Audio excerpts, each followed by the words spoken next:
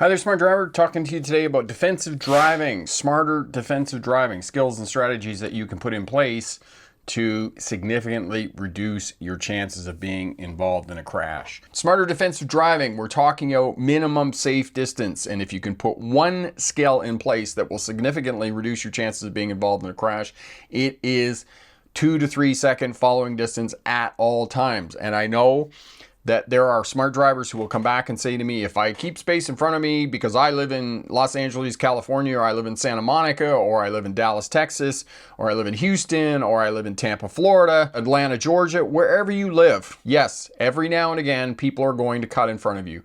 And I have driven in all of these places. I have been all over the world. I've driven in Madrid. I've driven in Barcelona. I've driven in London, England, Sydney, Australia, Canada, the United States. And this works. People do not take your space. And if they do cut in front of you, they're going faster than you anyway, and they're only going to be there for a couple of minutes. So just reclaim your space and carry on with your life and let them go and have their crash somewhere else. All right, good videos to have a look at. Defensive driving for new drivers and truck and car crashes, looking at all of that fear of driving in onto the freeway, onto the motorway, and crashing with a semi truck. Definitely have a look at that as well and learn how to protect yourself. And we can talk a little bit about blind spots around big trucks and how to protect yourself after the presentation here. What is defensive driving? It is driving in a manner that allows you to put in place skills and habits that will compensate for the mistakes that other people make and for the mistakes that you will make, because we all make mistakes when we're driving. You are creating conditions where most of the time you can reduce the risk of being involved in a crash while driving on a section of a roadway. And having that 2 to 3 second following distance in front, stopping back in traffic one vehicle length, your landmark for that is being able to see the tires of the vehicle in front, making clear contact with the pavement. Space buys you time. Time buys you options. Options prevent crashes. This is why you want space in front of your vehicle.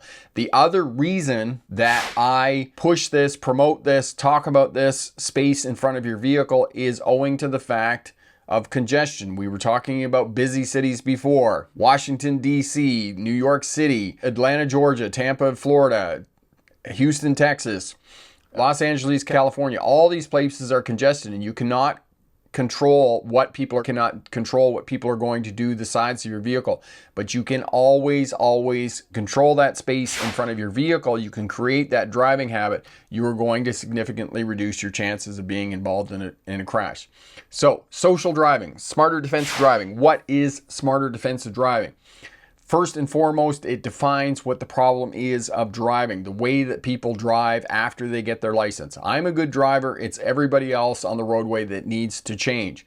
Unfortunately, as I've talked about, observation technologies, quieter vehicles, more acceleration, more powerful vehicles, all of this is eroding our ability to drive because there is a disconnect between us as the driver and the vehicle. We no longer feel the vehicle and understand power, torque, speed, centrifugal force, all those factors that go into good driving. These are the 4 tools that you can put in your toolbox when you're driving to reduce your chances of being involved in a crash. Space management, speed management, communication, and observation. Those are your 4 tools of the smarter defensive driving model. Space management, minimum safe distance. And the reason I say minimum safe distance, the 2 to 3 second following distance in front of your vehicle, is think of it like nuclear war. You need to have minimum safe distance or you are going to get hurt. It's the same thing with a bomb blast. Now, the other challenge of all this is the average person crashes once every 15 to 17 years. So many people who are driving vehicles go along thinking that what they're doing is just fine until one day it comes back to bite them in the ass. And I'm working on a truck driving case right now with a sitting duck where the driver consistently pulled over on the side of the highway, the interstate, and didn't matter which side of the interstate, the right side or the left side. Actually, the driver deposed that he felt safer on the left side of the interstate despite the fastest flow of traffic, and went on for quite a while of driving, 10 years of his driving career, and finally it came back to bite him in the ass where he pulled over on the side of the road and somebody ran into the back of his truck. And this is what happens. Unfortunately, we're not required, and there is no requirement within North America or in Canada or any other place in the world that you have to take a defensive driving course. But other than that, there is no requirement for you to do any professional driver training. And this is why, for those of you here, smart drivers listening to the podcast, listening to the live stream, you are professional drivers because you're doing upgrading. You can always manage the space in front of your vehicle, and if you're too close to other road users, you're going to hit something. Because as I say, if you're not near anything, it's less likely that you're going to hit something. Space buys you time, time buys you options, options prevent crashes. Stopping back in traffic one vehicle length, and your landmark for that is being able to see the tires of the vehicle in front making clear contact with the roadway. There are many advantages, many reasons why you should stop back one vehicle length from traffic in front. First of all, it is a defensive driving posture against being rear-ended. Second, if you can move out and around the vehicle in front of you without backing up in traffic, which is something you definitely don't want to do. And for those of you who live in Europe and other places where they mostly drive manual cars, if the vehicle in front rolls back, you're not going to be rolled into by the vehicle in front. And in the utopic world in which I live, if everybody stayed back one vehicle length, a whole pack of cars could move off at the same time. Instead of one car moving off, another car moving off, another car moving off, one set at each time. So if we had more space between vehicles, we could improve traffic flow, but you cannot convince people of that. But go on and watch a circle of cars. They've done tests on this where they get like 30 cars in a circle and they're all like bumper to bumper, and then they try and get them to move in one unison motion around.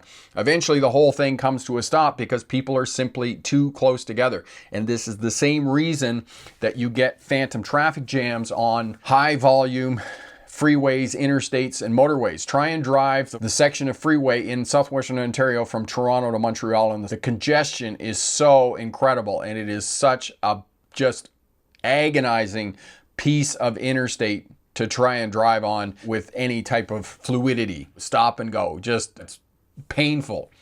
You can always control that space in front, and you want to be in the spaces of the clusters of cars. Okay? And speed management will allow you to do this. Always have a buffer of space between you and other vehicles.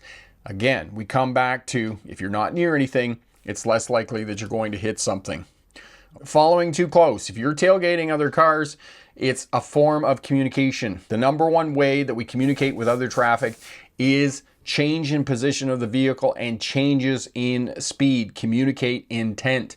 Following close, if you're tailgating another vehicle or somebody is tailgating you, what they're communicating to you is you're driving too slow, and by tailgating you, I'm telling you that you're in my way and you need to get out of my way. And I'm a good driver and you're the person that needs to change because you're a bonehead and you're holding me up. If you can, increase your following distance in front, work gently on the controls, brake slowly, turn slowly, give lots of warning to the people behind you. If you can, if they continue to tailgate you and you're in the right lane, move over to the left lane. If there's a safe place along the roadway to pull off, just pull off and let them go and have their crash somewhere else. Predictable actions on the roadway. You want to try and be as predictable as possible. I am convinced that it is my professional opinion that unpredictable actions on the roadway are what cause crashes. Predict traffic patterns looking ahead and know that different seasons of the year are going to have different traffic patterns. We're coming into summertime. We're coming into the 100 deadliest days of the year for traffic fatalities. Motorcycles, e-scooters, e-bicycles, vulnerable road users, all these people are coming onto our roadways after the winter time. And look at these vehicles and know how they're going to change traffic patterns on the roadways. So know the characteristics of vehicles and road users on our roadways, and look for rubberneckers and anything out of the ordinary that is going to change traffic patterns. One of the things that will change traffic patterns on our roadways is a police officer with a vehicle pulled over on the side of the road. That will change traffic patterns, I guarantee you. So if you see an emergency vehicle on the side of the road, know that traffic is going to slow down because people are having a sticky beak. They're slowing and they're trying to figure out what's happening with the emergency vehicles. You never see anything, nothing ever eventuates of it, but this is what people are doing. Okay, interpret the actions of road users. Zipper merging. All the smart drivers who attend the live stream regularly know my feelings about the zipper merge. It is the most ill-conceived concept and traffic maneuver, we're not going to even put that word in there, by bureaucrats ever. If you are into a merge with constructions, as Elevator fan said, we're coming into construction season. If there's a merge sign and a bottleneck, get over well before the choke point, because you do not want to give up and surrender your space, hoping on a wing and a prayer that the other person is paying attention and has a clear mind and is thinking about anything other than themselves, and going home to the wife to fight with their kids and step in the dirty milk on that never got cleaned up on the floor. So know that. Do not give up your space. Do not trust other people to let you in at the choke point. Merge over as soon as possible. Protect your space around your vehicle and be predictable. All right, looking farther down the road, interpreting the vehicle's movements, paying attention to your driving, and maintaining space between your vehicle and other vehicles on the roadway. MIT, mapping intersections, tracking road users. We know that 40%, more than 40% of crashes happen at intersections. As you're approaching intersections, map intersections, track road users at the intersection. We do this without even thinking about it, but most people don't give it enough thought. You need to approach the intersection. You need to say to yourself, okay, what kind of an intersection is it? Is it a suburban 2-lane intersection, simple crossroad with a bicycle on one corner? Or is it a multi-lane, 3 lanes going in each direction with traffic lights, protected left turns, right slip lanes, hazard obstruction signs, those types of things, many pedestrians, whatnot? As you're approaching the intersection, map the intersection, figure out where road users are, and track those that potentially could cross your path of travel to significantly reduce your chances of being involved in a crash. The other thing about intersections is it is the place that you are most likely to encounter vulnerable road users, VRUs, who are going to cross your path of travel, okay? Scan the intersection before entering. And left-hand turns, and Corey will put up the video for you on left-hand turns. Best practices for left turns.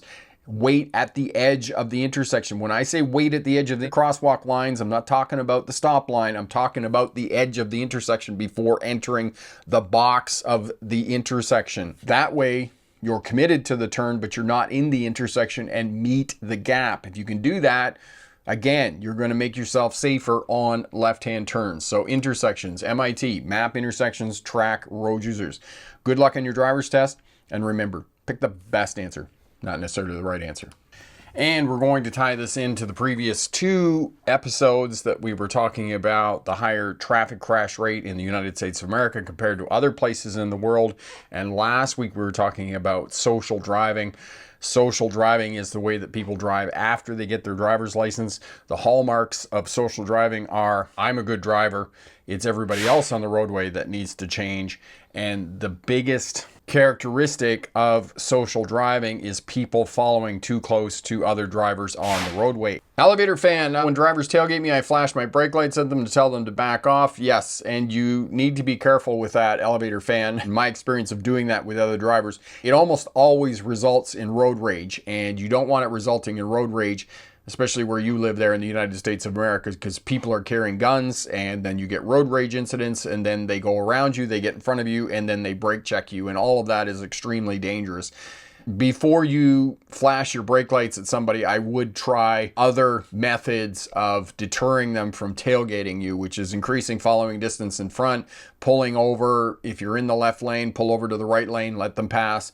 All those types of tools and skills in place before you actually start flashing your brake lights to tell them to back off behind you, because you don't want to incite road rage, especially in the United States of America where people are carrying guns. And actually, if Corey, you could just do a quick search on that. Vulnerable road user crashes in the United States. Just the number of pedestrian fatalities in the United States is just crazy. And most of the pundits, the traffic safety pundits, are contributing this to bigger vehicles and the big flat fronts on these pickup trucks and SUVs. And, you know, I've said this to my kids, that if you get hit by a car, and, you know, the other contributing factor to all of this carnage that we are experiencing on our roadways is Hollywood. Hollywood holds a responsibility for this too. How many times have we seen people in car crashes, you know, in the Fast and the Furious, for example, and they're playing chicken and they run into each other and the front of the cars go down and they're doing like 90 miles an hour, 100 miles an hour, and they just get out of the car and they kind of shake it off and they're like, yeah, oh, that was, you know, You're like, no, no, no. Even if you have a roll cage and even if you are belted into the car, you are not going to get out and just shake it off and carry on with your life. The force on your body is incredible. That will never happen. Or Melissa McCarthy in, oh, what was that movie where she just gets hit by the car and she rolls up on the hood and she goes, oh, I learned how to do that on WikiHow. So there's this optimism bias that people have when they get in their car and they drive and they think that they think unconsciously, they never really consider it or contemplate it, but on some level, they are convinced that they are immune from traffic crashes. And it's the very thing. Optimism bias is the thing that allows us to get up in the morning believing that there's nothing that's going to happen to us. We're going to be just fine, right? We never would contemplate the fact that we're going to step out of the shower, slip on the wet bathroom floor, and we're going to break our back. And we're going to be in a wheelchair for our life. We can't think like that, because if we think like that, then we're going to walk around morose and depressed and anxious and suicidal for the rest of our life. So we don't think like that. And it is the same thing when we drive. But when it happens, and the best analogy about this was the driving instructor in a traffic safety video I watched years and years ago, where they're talking about, they're like, oh, it's your best hammer, you know, and you're using it and you're building stuff and whatnot. And then one day it just turns on you and starts pounding you in the face. It's the same thing with your car, because cars have now become our second most personal space next to our houses. We feel comfortable in our cars, and this is why we police other people when we're driving our cars, and we get emotional when we're driving.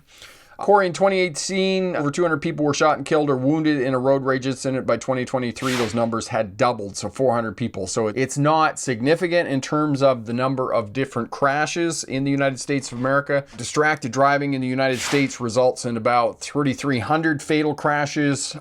Cars parked on the roadside. This will be a little bit illuminating for you, a little bit eyes wide open. In the United States of America, vehicles parked on the side of the road. If you stop on a highway or a roadway, those types of crashes, as we call them in the trucking industry, they're called sitting duck crashes, result in 12,000 fatalities a year.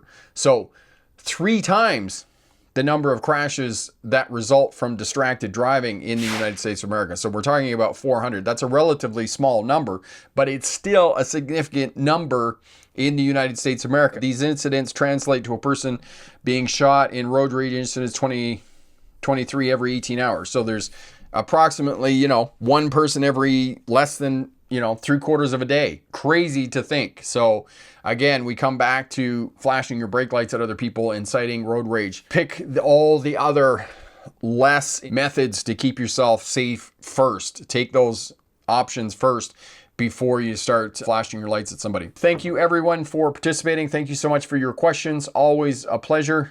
And remember, pick the best answer, not necessarily the right answer. Have a great night. All the best. Bye.